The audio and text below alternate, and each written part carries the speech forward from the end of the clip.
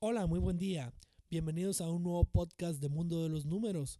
Los saluda su servidor Miguel Ángel Estrada Guzmán de la Universidad del Desarrollo Profesional UNIDEP para la materia Contabilidad de Activo Circulante y No Circulante, impartida por el profesor Eduardo González Moncada.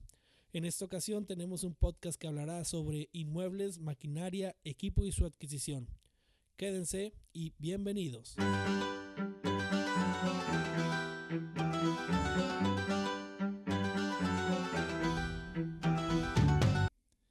Bueno, para empezar, hablaremos de las características de los inmuebles, la maquinaria y el equipo. Bien, los inmuebles suelen ser divididos en dos tipos, en los terrenos y los edificios. Como su nombre lo indica, queda claro, pero ahorita ahondaremos más en ello. Los inmuebles son bienes tangibles que son utilizados por la empresa y suelen ser adheridos al suelo. Y como se indicó que se pueden dividirse en terrenos, los terrenos son espacios que se adquieren para las operaciones de la empresa, oficinas o almacenes, y su valor puede ajustarse por mejoras, la inflación y ventas.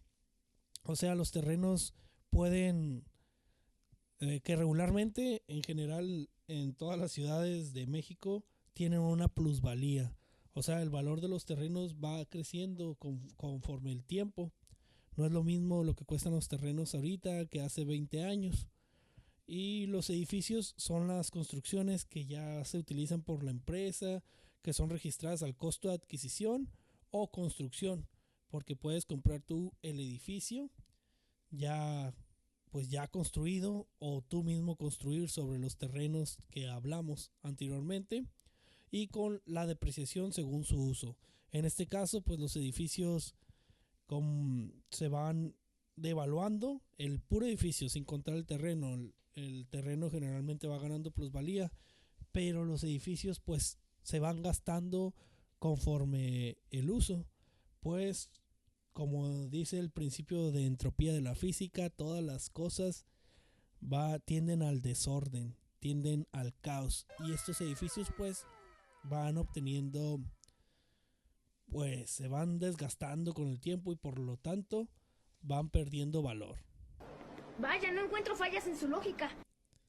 Ahora, para meternos al costo de estos activos, en el caso de los terrenos, estos pueden tener algunas ampliaciones o construcciones para estos mismos, o pueden quedarse igual.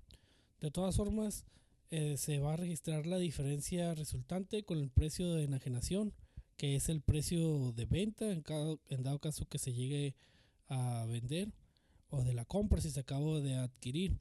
Todo esto se va a registrar en las cuentas de ingresos, que son los gastos no operacionales. Y esto se carga por el costo de adquisición, lo que te costó, más el valor de las mejoras y otros cargos capitalizables que representen un mayor valor del activo. Y todo esto también debe incluir el ajuste por la inflación. Y en el caso de los edificios, estos deben mostrarse al costo, a su costo en el balance general, menos su depreciación, que es decir, menos lo que ya se ha devaluado este terreno. Cuando hablamos del costo, es, por ejemplo, si el edificio se compró de contado, su costo está formado por el precio que tuvo que pagarse por la obtención del título de propiedad, los honorarios que son del tipo legal, las contribuciones pendientes de pago, las pólizas de seguro no vencidas. En dado caso que el edificio haya sido adquirido mediante emisión de acciones o obligaciones, esto será el valor de las acciones o obligaciones más los gastos incurridos. En dado caso que el edificio sea construido por la propia empresa, su costo serán los materiales, la mano de obra y la proporción de gastos generales.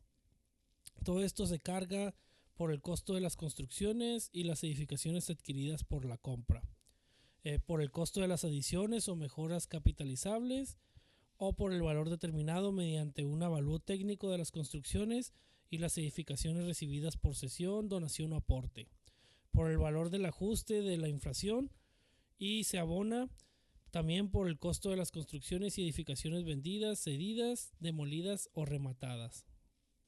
En el caso de la maquinaria y el equipo, estos se registran al costo que se adquirieron y también como el costo del montaje para las máquinas o el equipo que se necesita poner en la organización. Es decir, pues tú puedes comprar un equipo, pero a lo mejor necesitas a alguien que te lo instale o y no nada más son el gasto del equipo, sino los materiales que se requieren para su instalación. Un ejemplo, compras una televisión y a lo mejor le vas a poner, no sé, un soporte de pared. También se va a incluir el soporte de pared, no sé, los taquetes, chilillos, más la mano de obra para ponerlo. A lo mejor ya desde ahí compraste un taladro, no sé.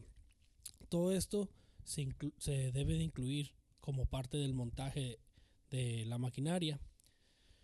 Y también incluye la diferencia en cambio.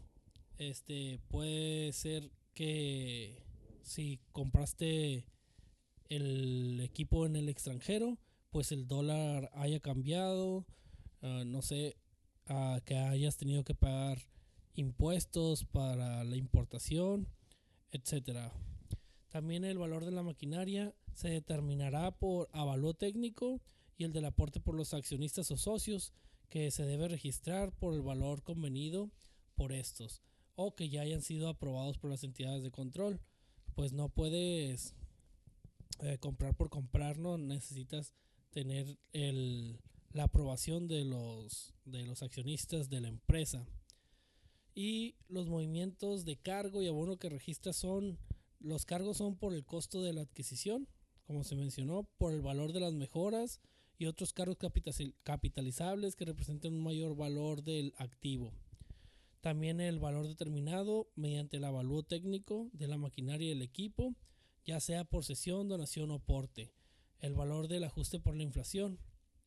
Y en el caso de los abonos, se hacen por el costo registrado en los libros del bien vendido, en dado caso de que vendas alguna maquinaria o equipo de la empresa, y por el costo de adquisición de la maquinaria y equipo retirado por pérdida, cesión, desmantelamiento, sustracción o destrucción, que muchas veces pues es la merma de las empresas, ya que la maquinaria y el equipo no va a durar para siempre, puede tener descompostura o puede quedar obsoleto, y en este caso pues ahí se aplicaría como la pérdida. Y hablando de la adquisición de los bienes inmuebles, es muy importante tener en cuenta la fecha de adquisición, ya que de esto dependerá que sean activos tangibles para las empresas y que se puedan registrar en el estado de situación financiera o en el periodo contable que se tenga establecido. Y también a partir de esta fecha de adquisición, por ejemplo, exceptuando los terrenos, o pueden incluirse de los inmuebles van a tener una depreciación, pero inclusive los terrenos pues van a tener en este sentido una plusvalía, como en sentido contrario. Nuevamente, cuando el costo de inversión para una propiedad o un bien o inmueble debe evaluarse en base a lo que te costó adquirirlo, pero también incluyendo si tenés el terreno, si se construyó, todos los gastos, no sé, en los bienes, los aranceles, los impuestos, las instalaciones, el valor equivalente, y todo esto debe de evaluarse por un perito. Por ejemplo, los terrenos deben evaluarse con base al costo de adquisición, pero ahí va a incluir los honorarios, los gastos notoriales, las indemnizaciones sobre la propiedad de terceros, comisiones a agentes, impuestos, etcétera. Ahí se van, y esto es importante porque todo esto se van a hacer activos justo cuando mejoren las condiciones del bien por encima de la evaluación normal del rendimiento. Después de todo esto, al final en los estados de situación financiera o los estados financieros se va a incluir la información referente a las propiedades, a las plantas y los equipos, y ahí se van a incluir las bases de medición que se utilizaron para determinar el importe en los libros, bruto, tal cual, y qué métodos de depreciación se utilizaron para tener este importe y las vidas útiles o porcentajes de depreciación que se emplearon para esto. Como conclusión, los inmuebles, la maquinaria y los equipos son activos para las empresas, son activos fijos que a final de cuentas se van a presentar en los estados de situación financiera y se van a diferenciar como inversiones no sujetas a depreciación, como lo pueden ser los terrenos, porque estos no van a sufrir una depreciación, y las inversiones sujetas a depreciación, como lo pueden ser los edificios, las plantas, los equipos, etcétera. Todo aquello que puede ir perdiendo el valor, pero que al fin de cuentas se va a lograr sacarle el provecho necesario durante el tiempo que sean usados, porque no se compran inmuebles o maquinarias, equipos solamente para gastar dinero y dejar que se deprecien, sino para obtener un beneficio para la empresa con estos. Y pues todos estos métodos de depreciación deben de incluirse en los estados de situación financiera, el método que se haya usado, ya que pues hay extensos métodos, que eso pues lo podemos ver en otro capítulo, pero lo importante es conocer que pues hay diferentes tipos de bienes e inmuebles y que los terrenos funcionan un poco distinto, pues ya que estos no se deprecian. Y bueno, muchas gracias por habernos acompañado en este podcast y esperemos escucharnos nuevamente y hasta la próxima.